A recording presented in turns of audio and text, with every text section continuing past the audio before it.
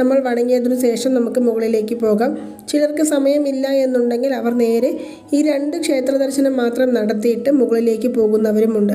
അപ്പോൾ നമ്മൾ bus service മുഖാന്തരമോ jeep service മുഖാന്തരമോ മുകളിലേക്ക് എത്തിച്ചേർന്നു എന്നിരിക്കട്ടെ.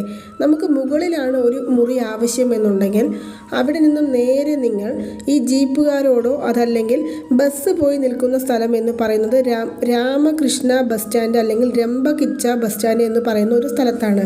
അവിടെ നിന്നും നിങ്ങൾ CR ഓഫീസ് എവിടെയാണ് എന്ന് അവിടെയുള്ള ആരോടെങ്കിലും ചോദിക്കുകയാണെങ്കിൽ അവർ CR ഓഫീസിൻ്റെ വഴി കാണിച്ചു തരാം.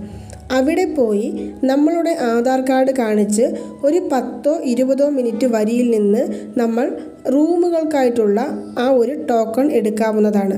പക്ഷേ നമ്മൾ ഒരു 20 മിനിറ്റോ അരമണിക്കൂറോ 1 മണിക്കൂറോ വരിയിൽ നിന്നാണ് റൂമിൻ്റെ ടോക്കൺ എടുക്കുന്നത് എന്നുണ്ടെങ്കിലും കൂടി നമുക്ക് റൂം അലോട്ടായി കിട്ടാൻ ഏകദേശം ഒരു 3 മണിക്കൂർ വരെയുള്ള സമയമെടുക്കും. നമ്മുടെ ആ പോകുന്ന ദിവസം